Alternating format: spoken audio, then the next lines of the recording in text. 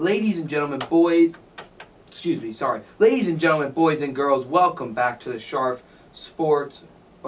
welcome back to the Scharf Show on 99.1 FM WIUX.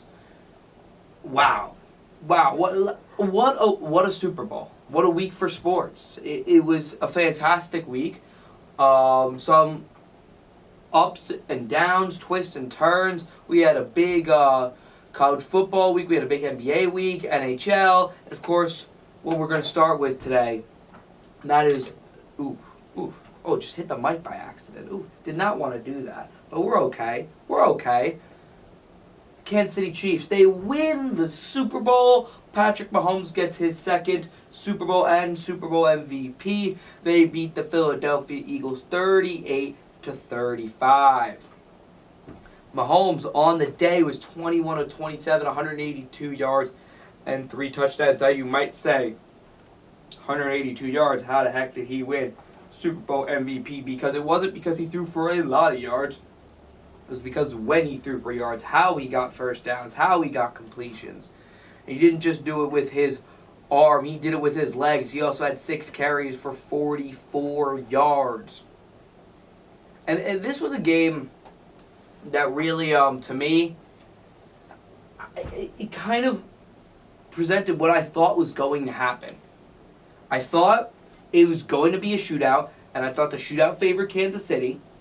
I thought the Eagles would probably go into halftime with a lead. I didn't expect it to be 10. I thought it would be like 7 or 6 or 9. I didn't expect it to be double digits, but I expected the Eagles go into halftime with a lead. Why? Because the Eagles were the best second quarter team in the league, and by far they were the best second quarter team in the league. It was not even close. They completely destroyed teams in the second quarter, and what they do this game, they won that quarter 17-7.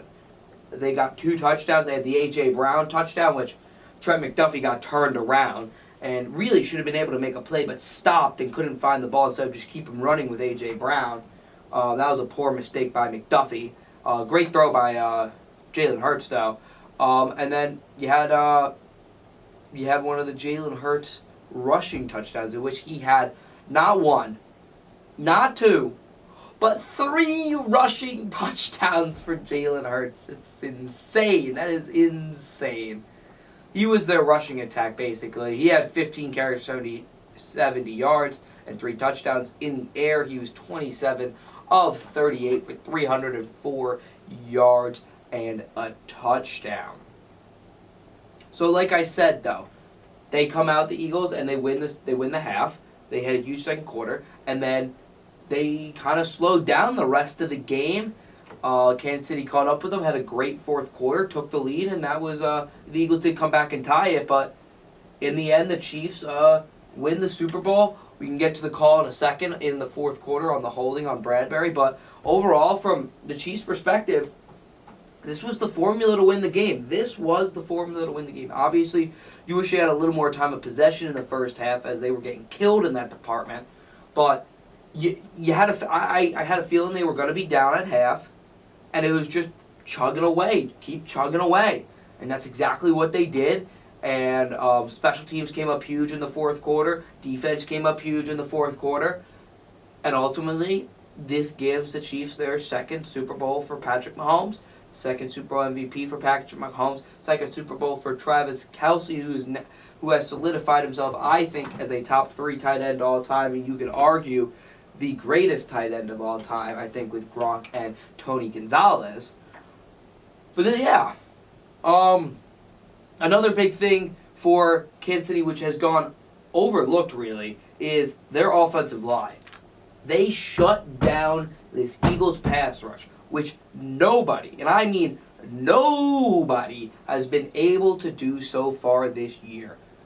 They destroyed offensive lines and destroyed sack records as a team. I think they had 4 guys with 10 sacks, or 3 or 4. First time ever in NFL history that happened. They didn't get a single sack this game. Not a single sack. Especially, it proves how big this was after Mahomes, towards the end of the second quarter, re-hurt his ankle a tad. And he still had time. Granted, he had some times where his pocket was collapsing and he had to move and he had to maneuver the pocket. He had to climb it or get out of it and run it. But still, he had the time to do that. He had most of the throws, he had pretty much a clean pocket.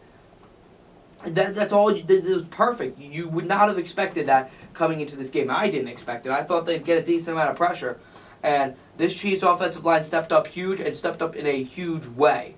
They were phenomenal. They will go under the radar, but they shouldn't go under the radar. They probably, besides Mahomes, they were probably the best unit, definitely, by far. And they, as a collective, probably were, besides Mahomes, the best players on the turf. Maybe you could put Travis Kelce. You also had another fantastic game. 6 catches, 81 yards, and a touchdown. He scored that first touchdown. I made a couple big, not as many catches in the second half, but a couple big catches in the second half to keep drives going and sustained. But from the Eagles' perspective, it's a backbreaker for you. It's going to hurt for a while. They've lost now 3 American championships this year in the MLS Final, the World Series, and the Super Bowl. And they were leading all 3 of them. They were leading all 3 of them, and they proceeded to lose all of them. That's Philly for you. Yeah, but in a serious note, I thought Jalen Hurts played phenomenal this game. Obviously, the fumble really hurt, as that went for 7. But besides that, he played a great game. I think he shows you that he's a top 10 quarterback in this league. He's probably better than top 10. I don't know if he's top 5, but he's in that conversation. He is completely turned around his game passing wise, and he's changed my mind. If you talked to me this time last year, I would have said Jalen Hurts is an okay QB. He's not going to be able to take you anywhere because he can only run the ball. He cannot throw the ball in the pocket when he has pressure. And boy, oh boy, did he prove me wrong today and the entire season. He played a fantastic game.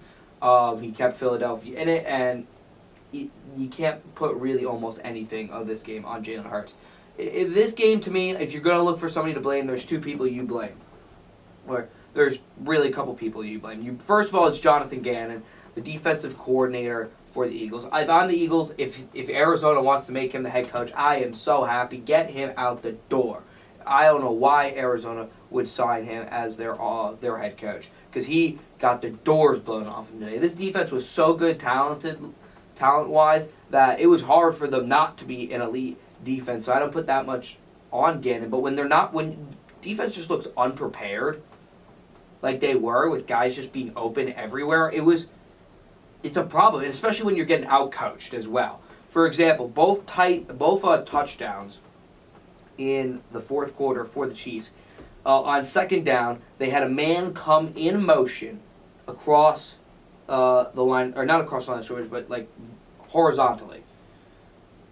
Then what they would do is the cornerback would become the cornerback that was on that wide receiver who's making the motion would become the safety, and the safety would come the corner. So as he was coming across the other side, they'd kind of switch, and it would be covered. But on third down, when they saw that happen, they're like, okay, you're going to play this like that, you're going to switch them off. Well, they would fake the motion going across, the cornerback and safety would switch, and he put his foot in the ground, cut back to where he was. The cornerback and safety caught in no man's land, walk-in, easy touchdown. This was broken down better by Dan Orlovsky on ESPN, who probably has way better football knowledge than me, but it was such a good point. It's hard not to bring up. Just out-coaching Andy Reid and Eric Bieniemy, completely out-coaching Jonathan Gannon on those last couple drives. In this game, really, was a huge problem for the Eagles. This defense looked like Swiss cheese, and this is a immensely talented defense. This is the best, or I'd say probably top 2 or 3 defense in the league, the best pass rush in the league. This defense was phenomenal, and they're not going to have that defense next year. You know, you have C.J. Gardner-Johnson as a free agent. You have Javon Hargraves as a free agent. You have James Bradbury as a free agent. You're not going to be able to keep all this talent, and this was the year to do it for the Eagles, really. And it hurts. Jonathan Gannon really got pants today, or yesterday, excuse me. He got taken to school. There's nothing else to say. He got taken to school. Otherwise, I thought they didn't get enough pressure, obviously. The Eagles' pass rush, that's the other problem. They didn't get enough pass rush. This is what got you here. One of the biggest reasons it got you here, and you couldn't come up with a big game, which needs to happen. But what I will say is, again, going back to Jonathan Gannon, if your defense is not getting enough pressure, which it should be, and you go look at your guys like a Josh Sweat, like Hassan Reddick, like a Fletcher Cox, what's going on? Let's go. Like, I need you guys to step up. But then when it's continuously not happening, guess what? You have to bring pressure then. You got to blitz a little more. You got to bring a linebacker. You got to bring a safety. You got to bring a corner. You got to do something to generate some pressure. Something. You can't just keep doing the same thing over and over, death by a million cuts, because that's what ends up happening. And you look back on it like, why didn't you blitz once or twice? Why didn't you send a linebacker like T.J. Edwards? Why didn't you send James Bradbury? Why didn't you send C.J. Gardner-Johnson on a blitz? Avonte Maddox on a blitz? Why didn't you? Like, one play. If he gets beat, okay, we'll switch it up. But you know what's working is what you're doing is not working. Why wouldn't you change it? So I think the biggest F grade for the Eagles definitely goes to Jonathan Gannon. The pass rush didn't show up either. Overall, I thought it was a great game. And then, of course, it ends, though, a huge call on the holding by James Bradbury to give the Chiefs the first down to basically ice the game. To me, it's a 50-50 call. It is a 50-50 call. And it's tough. It's really tough because I understand both sides of it. Like, listen, it technically, it's a penalty. It was a penalty, and technically, by all accounts, it should have been called. But on the other side, it's a very 50-50, ticky-tacky kind of call that in a third down on the Super Bowl, maybe the ref swallows his whistle and lets them play.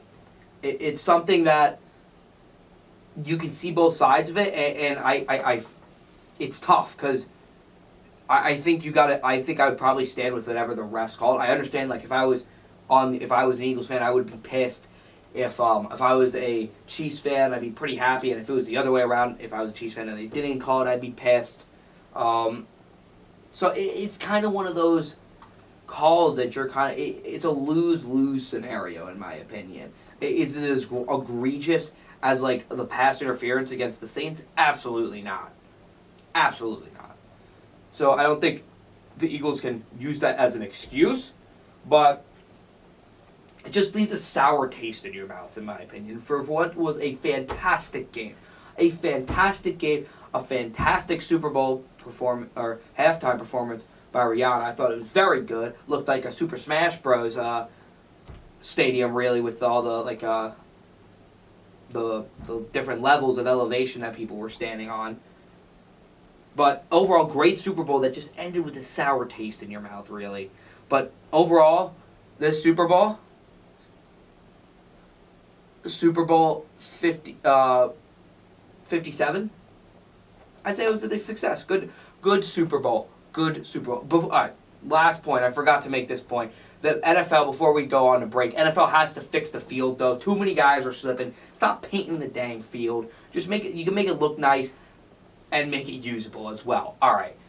Overall, I thought it was a fantastic Super Bowl. Oh, I'm pretty happy the Chiefs won. And when we come back, we'll be moving on to NHL. Some big trade made by the Broadway Blues, New York Rangers. My opinion on that when we come back on the Scharf Show. 99.1 FM, WIUX. Yeah, all right. Welcome back to the Scharf Show here on 99.1 FM, WIUX. And we had we had a big trade here, at least not two, but we had one big trade, one almost, with Jacob Chikrin of the Arizona Coyotes is bound to be traded. He's been healthy scratch now until he's going to be traded is the word. But we did have an official trade, and that was the New York Rangers. They made a big splash. They got themselves Blues winger Vladimir Tarasenko, now a member of the New York Rangers. He's traded for forward Sammy Blas, defenseman prospect Hunter Skinner, a conditional first-round pick in the 2023 draft, and a conditional fourth-round pick in the 2024 draft. I think the conditions for the first-rounder, it can't be a lottery pick, so That's assuming the Rangers don't make the, or actually no. It's if they do make the playoffs, the fourth round pick becomes a third round pick. I don't know the exact conditions on the first, but I do know that is the conditions on the fourth. So it's most likely going to be a first and a third. But overall, for this deal, I like this deal a lot for the Rangers. I think they were in on Timo Meier. Apparently, the word was that he was too high of a price. So then they go get themselves a veteran like Vladimir Tarasenko. His contract's up at the end of the year, and it gives you a huge winger who has a lot of chemistry with Panarin, both Russian, both played together for Russia, and somebody who could just be a pure goal scorer. So far, for the Rangers, in 2 games he has 1 goal, but in this year in 38 games for the St. Louis Blues, he had 10 goals, 9 assists for 29 points in 38 games. Last year he had 82 points in 79 games, which includes 34 goals. He's been a 40 goal scorer in his career before. This is a guy who knows how to put the puck in the back of the net. And they give up a lot, yes. They gave up a decent amount more than I thought Tarasenko was going to go for. But they still have the 2023. Oh, now I remember the conditions on the first round pick. It is the later pick of the Stars and the Rangers. So whatever one is the later pick in the first round, that is the pick that they get. So they will still have a first round pick. So they'll give up their later pick. They give up Semi Blas, who they got for Pavel Buchnevich from the Blues. Going back, he didn't really work out with them. Hunter Skinner's not a top-end prospect, middle-of-the-road prospect, a first and most likely a third. That's not bad. That's really not bad. I don't mind that value from the Rangers' perspective. You give up a decent amount, but you still retain a lot. You didn't have to give up any big prospects. You still have another first-round pick. So, and it helps you compete for this this tough, brutal Eastern Conference and Metro Division. Right now they're sitting 3 points behind New Jersey and 6 points behind Carolina, with each of them having a game at hand. They're in this fight, and they have an 8-point lead on Washington, so it'd be pretty crazy to see, I think, Washington or Pittsburgh come and take one of the 3 division spots from them. So I think those 3 are pretty secure as long as nothing crazy happens. But they're looking not just to win now, they're looking to win in the postseason. They're looking to go get a cup, and I think this Tarasenko trade really does help this Rangers team, who's now with Tarasenko, has only played 2 games, but it's come in right when the Rangers have really gotten hot. Rangers have won 5 in a row right now. They are 7-2-1 in their last 10. They're getting contributions from a lot of places. Fox continues to be one of the best defensemen in the league. 50 points in 53 games. Guy just is so easy. It's so easy for him with the puck. He makes beautiful passes, just breaking out of his own zone. He just tears down forecheckers and can really cause nightmares for the other team. Panarin's been phenomenal. Not really too much with the goals. He only has 16 goals, which would kind of shock you. But 43 assists in 53 games, so he's been piling on the apples.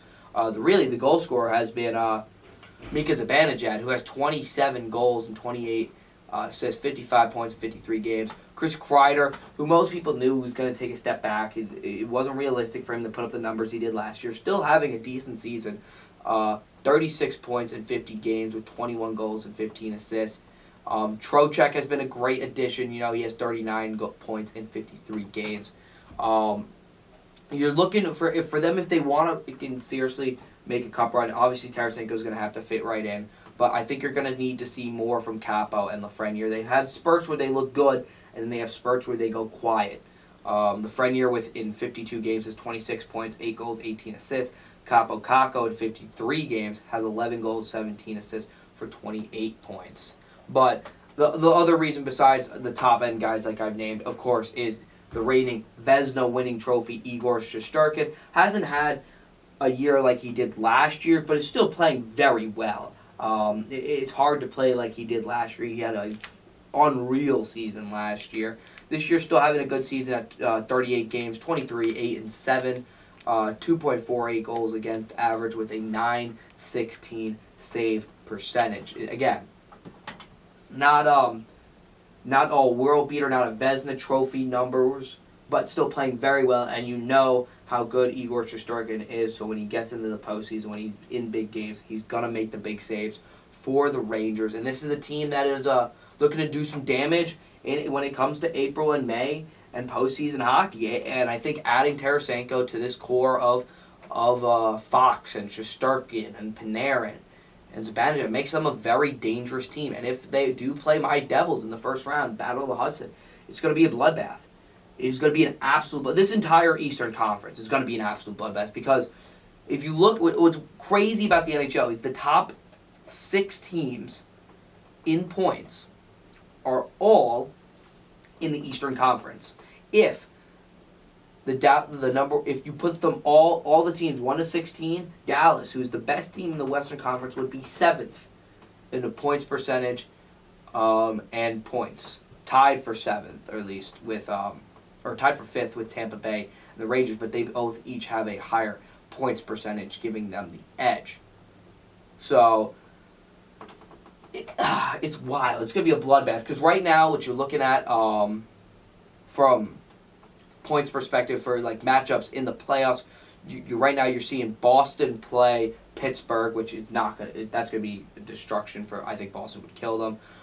Carolina versus Washington is very interesting. Washington seems to play up when they play good teams, and they can't seem to put away the bad teams. So it'd be quite interesting. Then you'd have Toronto and Tampa.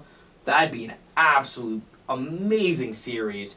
You see if Toronto can finally get out of the first round. They got to play Tampa Bay, the team who's made it to 3 straight cups, the good old reliable. That'd be a brutal matchup. And then the Devils and the Rangers, the Battle of the Hudson, the 2 young gun teams, really. Rangers are a little more experienced in that playoff department, but Devils still very hot. Got a very good bunch of players. And a team that can be very dangerous with their speed in the playoffs. So right now, this Eastern Conference is ready to be a bloodbath, and the Rangers are trying to put themselves atop of that bloodbath with that move for Tarasenko. But we move on to the Western Conference a bit, and a team that's been on the rise in the Western Conference, really starting to take command, is the Edmonton Oilers. They did lose their last game, but in their last 10, they are 7-1-2. They are now only 3 points back of the division leader, which is the Vegas Golden Knights. They sit with 68 points. Edmonton is tied with Seattle at 65, but Seattle has a game at hand, giving them this one the second seed at Edmonton the third. But if you're talking Edmonton, it's the Connor McDavid show. 54 games played. 54 games played. He has 55 assists. If you just looked at that, it's phenomenal. If he didn't score a goal, it's a great year by any terms meaning. He's averaging more than a point per game, but he also, on top of that, has 42 goals, which leads the NHL for 97 points in 54 games. He is on pace for a little around 150, 140 points, which is absolutely insane. It's ridiculous. It is absolutely ridiculous what this guy is doing. Like Leon Draisaitl, who's a top 3 player in the league, sits at 79 points. He's 18 points more than him. 18 points more. And then Leon Draisaitl to the third player with the most points on the Edmonton Oilers, which is Ryan Nugent-Hopkins, has 63 points. So that's a 16-point drop. That's how big this difference is between Connor and Ryan. It's a 36-point difference. 36 points. It's absolutely insane. Insane what this guy is doing. Their top lines are... Their top 6 is phenomenal with McDavid, Draisaitl, Nugent-Hopkins, Zach Hyman, who's been a great addition. Evander Kane, who's come back after that scary incident. Their top 6, their top 2 lines are ridiculously good. And I think for them, for adding on the deadline, they got to look defensively. They got to try to add another defenseman.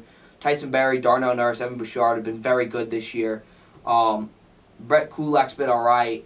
He's been a pretty solid defenseman for them this year. But after that, it kind of falls off a bit, whether it be Philip Broberg, Vincent Descharmes, or Marcus. Excuse me. But if it's been those two guys, they haven't really had the greatest of depth on the defensive line, or on the defense, or the blue line, excuse me. And then in net, Stuart Skinner has bounced back. He didn't start off the year great. Jack Campbell, who they paid, has not had a great year. With he's averaged a 3.27 goals against average with an 8.90 save percentage. Stuart Skinner took over that starting job. He's played 3 more games than Campbell.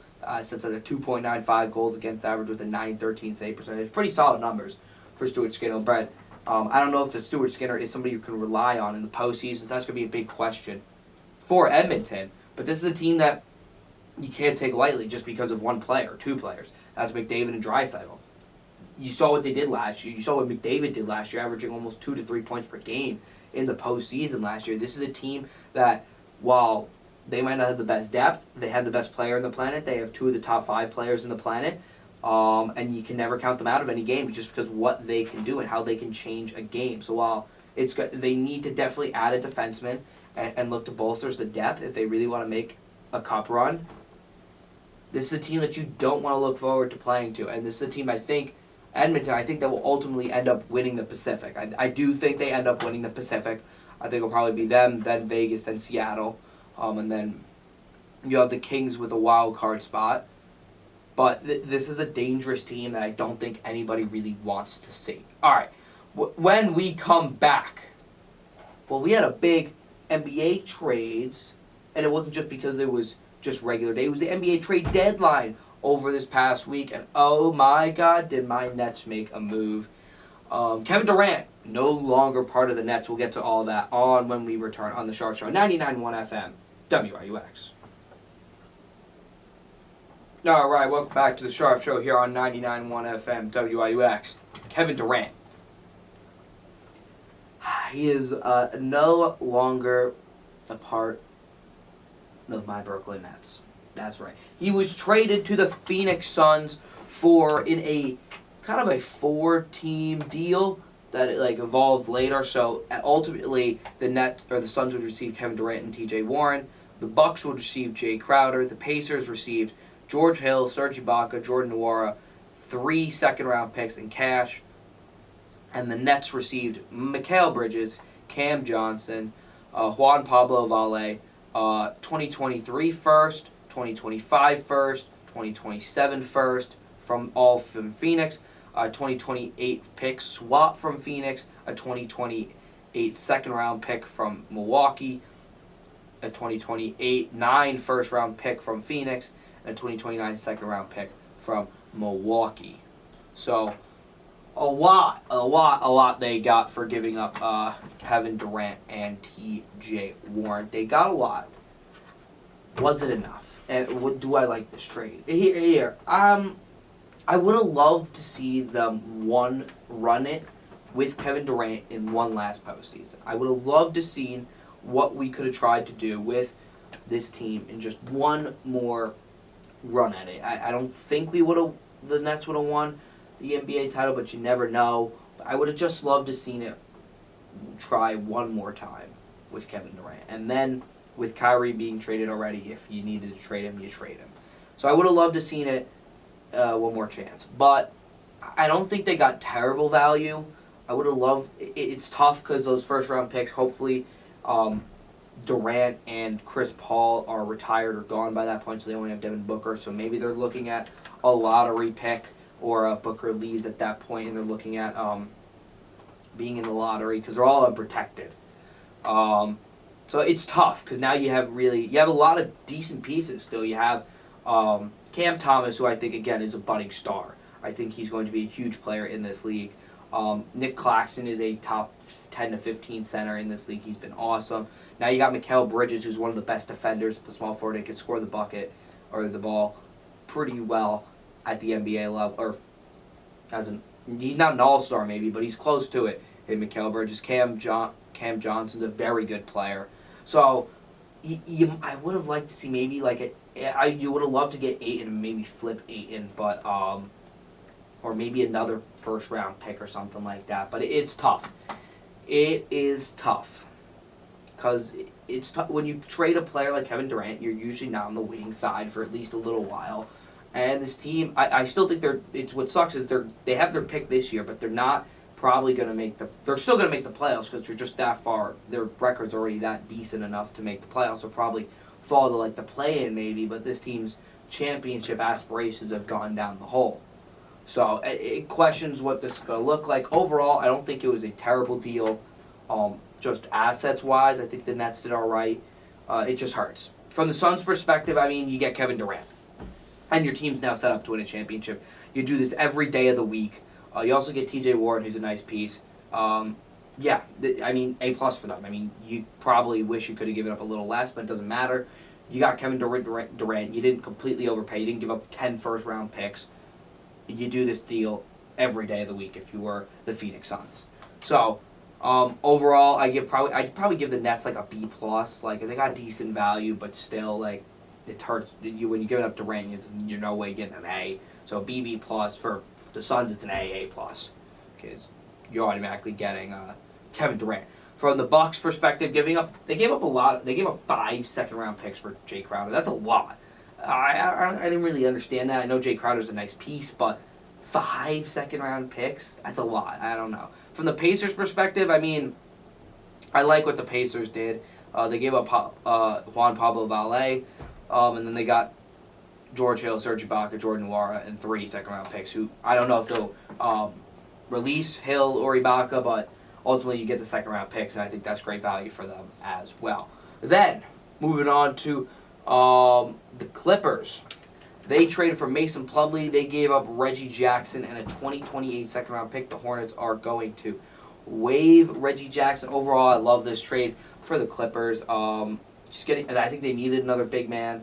I think they gave up a decent amount, but I still like what they got in Mason Plumlee. I give that a B+. And the Hornets, I just don't really get it because what's a 2028 second? Like, really? So I give them like a C- because they're also buying out Reggie Jackson. It just doesn't make sense to me. Then we got this huge 4-team deal involving the Trailblazers, the Hornets again, the Sixers, and the Knicks. The Knicks, they got Josh Hart to pair up with the Villanova teammate of his, Jalen Brunson. The Trailblazers, they end up getting Cam Reddish, Matisse Thybulle, Ryan Arcidiacono, and a 2023 first from New York. The Hornets got Svi Maliuk, I think that's how you pronounce it. That 2023 second from Philly and a 2027 second from Portland. And the 76ers received Jalen McDaniels, a 2024 second and a 2029 second. Overall, from the Blazers' perspective, I love this trade the most. You give up Josh Hart, but you get Cam Reddish, Matisse Thybulle, Arcidiacono, and a 2023 first. I love this trade I think it's a slam dunk home run deal for the Trailblazers. For the Knicks, I think they gave up a decent amount in Cam Reddish and a first. Overall, though, I like Josh Hart. I think pairing him with Brunson is going to be a good move. I think they gave up a little too much, so I'll probably give them a B.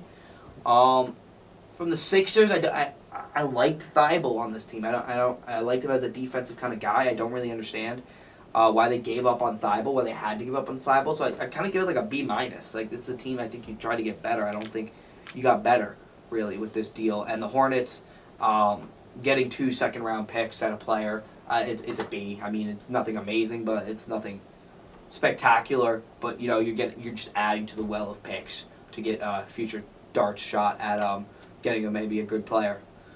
And we got the other big trade. There's 2 other big trades we'll talk about. This one was a 3-team deal. A lot of trades, just not between 2 teams. A lot of multi-team deals in the NBA starting to go on. It's very, I like it. I like it, the creativity of these general managers. The Clippers, they got Eric Gordon and 3 future second-round picks. The Rockets received John Wall, Danny Green, who was bought out, and a projected pick swap from the Clippers. And the Grizzlies received Luke Kennard From the Grizzlies' perspective, I think Luke Kennard is a very good three-point shooter, 3-and-D guy. I like this. From the Grizzlies' perspective, I give them like an A minus, an A minus. Clippers, they get Eric Gordon and 3 seconds. I like the deal. I think the John Wall, I guess, they didn't really think he was working out. And Eric Gordon more of a shooter. You can put him more at the 2 spot more than John Wall. I like it. I'd probably give them B because, again, Eric Gordon's getting up there in age. I just don't get this from the Rockets' perspective. It is hilarious seeing John Wall after talking crap about the Rockets after leaving there. Now he gets traded back to the Rockets. I don't imagine he stays. I can't imagine a world where he stays after what he said about them. But they get a projected pick swap. I give this like a D. Like you could have got, if you traded Eric Gordon like a couple years ago, before, like around when they traded Harden, you could have gotten a lot more for Gordon. Teams were asking for him. And to get with what you got, it just doesn't make sense at all. Like, I don't understand why you trade Gordon for that little, and why you waited so long if you were going to trade him. Doesn't make sense to me at all. I just don't know what the Rockets were doing there. They get a D. The last one, which almost didn't go through, but it is going through, is with the Pistons, the Warriors, the Hawks, and the Blazers. The Pistons get James Wiseman. The Warriors get Gary Payton, the 2nd and 3 conditional future seconds. The Hawks receive Sadiq Bey. And the Trailblazers get Kevin Knox and 5 future second-round picks. From the Pistons' perspective, they give up Sadiq Bey, and I wish you would have gotten a little more than James Wiseman. But, like, potential-wise, James Wiseman could be through the roof. This could be a bargain for a deal. This is kind of a boom-or-bust deal for the Pistons, and for giving up Sadiq Bey for something like that, I don't think that's ridiculous. So I give them a B. I think it's a decent move. I think you wish you could have got more, maybe like 2 second-round picks with it. But overall, getting James Wiseman, you're taking a shot in the dark here on the former 2nd overall pick. I kind of like it. From the Warriors, it's weird. You wish you got more. Again, you wish you got more for James Wiseman, the former 2nd overall pick, than Gary Payton in 3 seconds. But I think Gary Payton's really going to help try to push this team forward for another championship. I don't think this is a championship team this year, but Gary Payton can definitely help with that when he's healthy. So I give it like a B minus just because I think long term it's maybe not the best trade. Hawks getting Sadiq Bey, I like this trade for them. Just really I think rounds out, it gives them another guy who can put the ball in the basket. Just really gives them more depth and rounds out kind of their rotation. Another guy that can pair with Trae Young and Clint Capella. I give them a B+. I really like what they got in Sadiq Bey. And then the Trailblazers, Kevin Knox and 5 second-round picks. I do like, this was the best trade I think the Trailblazers, one of the better trades the Trailblazers made, besides getting Cam Reddish, I think, in that deal. Again, they're just stacking up on picks. They know what they got. I wouldn't be surprised if they trade Dame soon, when he has still a decent amount of value. But they're just loading up, trying to get more shots at the dartboard, trying to land a premium superstar talent, a young superstar talent, and getting Kevin Knox, who probably isn't going to become anything great, but still young enough to maybe he blooms and you can deal him for something else, or he becomes a vital part of your team. Overall, it was a crazy trade deadline. You still had other trades like Thomas Bryant, Mo Bamba, Pat Beverly. We forgot to talk about the last one. Excuse me. This was the second biggest one. I just didn't see it. I kind of skipped over it by accident. I don't know how I did that. Because Russell Westbrook got traded to the Utah Jazz in a 3-way deal between the Lakers, Timberwolves, and Jazz. The Lakers got D'Angelo Russell, Malik Beasley, Jared Vanderbilt. The Timberwolves got Mike Conley, Nickeil Alexander-Walker, a second pick round swap in 2024, and a 2025 and 2026 second round pick from the Jazz. The Jazz got Russell Westbrook, Juan Toscano Anderson, Damian Jones, and a 2027 first round pick from the Lakers. Lakers' perspective, this is an A+. You got rid of the Westbrook contract, and you get D'Angelo Russell to come back. He's a different man now than he was when he was with the Lakers. I love what D'Angelo Russell can bring to the game. I think he's a tad underrated, and I think he'll fit very well with LeBron and AD. And I'm curious to see how this works now because I didn't think they were going to win a championship.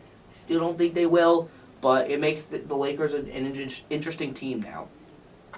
From the Jazz, getting Russell Westbrook, who you can hopefully turn around and maybe deal again or just let fly. You get a first-round pick. I give it a B.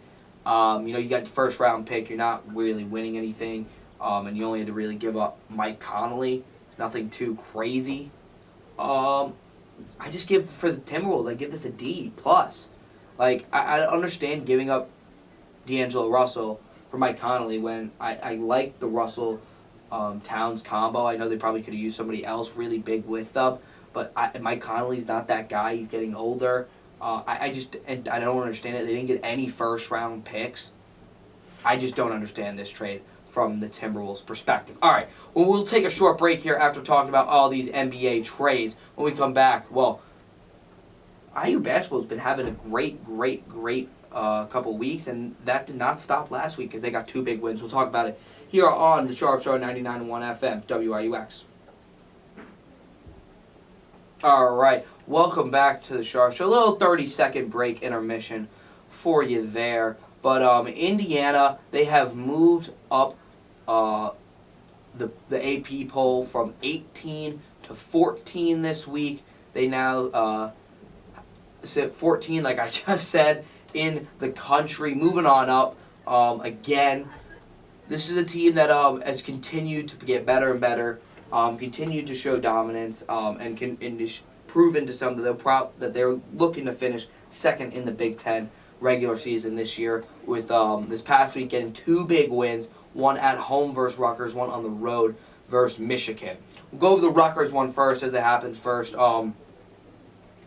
Overall, this was a team that you had to beat. This is a game you had to win. You lost at Rutgers. Rutgers was on your tail in the conference. They were sitting at both 8 and 5 at the time in the conference. And you played stout defensively, and Miller Kopp came to play. Miller Kopp seems to always do well against Rutgers. He ended with 18 points, 6 of 9 shooting from the field, 4 of 6 from 3. Jalen Hood-Schifino had one insane layup, absolutely insane layup, the best layup I've ever seen in person. It was awesome. I was at this game, behind the back, up and under, no glass, and one. Was one of the most ridiculous plays I've seen. Trace Jackson-Davis came into play again, 20 points, 18 rebounds. And you shut down one of their better players in Paul Mulcahy. Only shot the ball 4 times, 1 of 4 from the field with 2 points. This was just a great overall game from the Hoosiers. When they needed points down the stretch, they got the points down the stretch, which is, again, is what is really defined this team from being different from last year, is that when they need points late in games, they are able to get them. They are able to close out games and put teams to bed when they have the lead late in games, which they weren't able to do last year, and this year they have been able to do it with a big success. They were never really, in the last 3 minutes, it got down to 3 points, and then the Hoosiers just pulled away. Then you go to Michigan, and this one I think shows a little more. Michigan needed this game bad, for trying to make the NCAA tournament, and they dropped this one 62-61.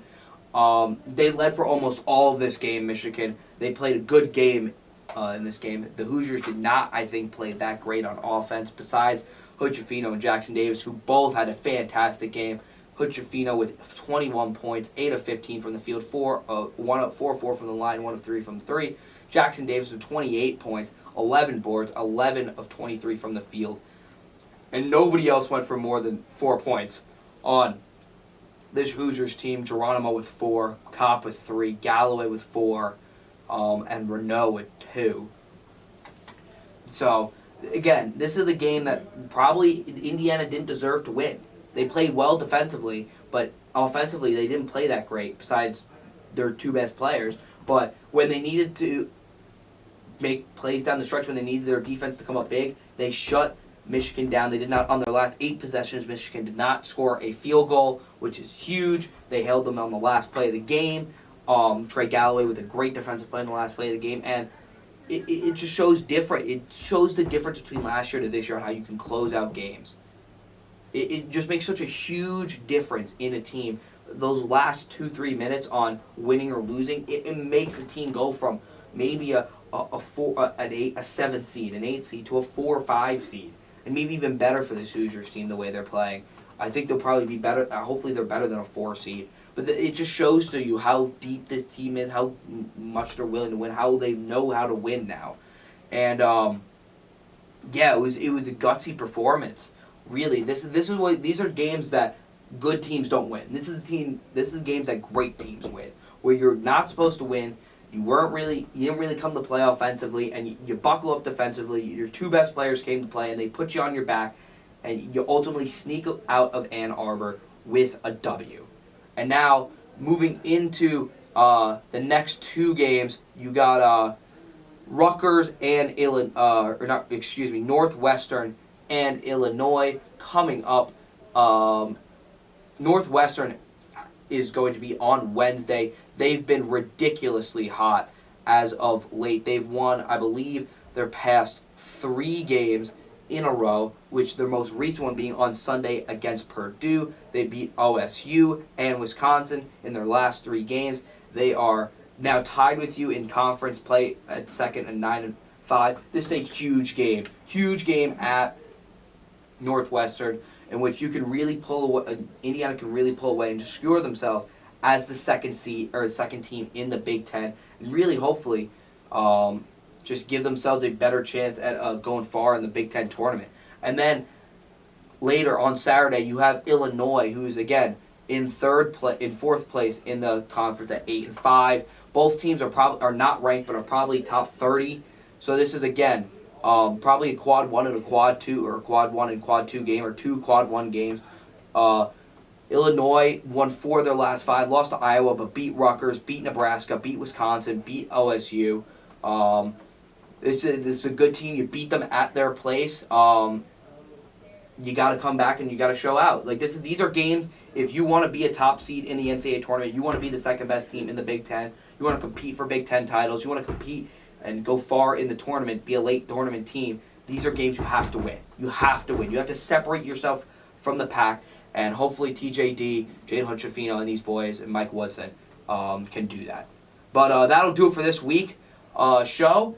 Hope everybody has a great work week. Hope everybody had a great Super Bowl Sunday. Hopefully you're not lacking on the Super Bowl Monday. Hopefully you got to work and didn't have too big of a headache. But yeah, it was a great sports week. We're looking forward to this next one. MLB season's coming very soon. NHL and NBA seasons are in full swing. College basketball is in full swing. And NFL free agency is all right around the corner in a couple weeks. I am so excited. Hopefully everybody enjoys this next week of sports. I've been Josh Scharf here on the Scharf Show, 99.1 FM WIUX. I will see you on the other side.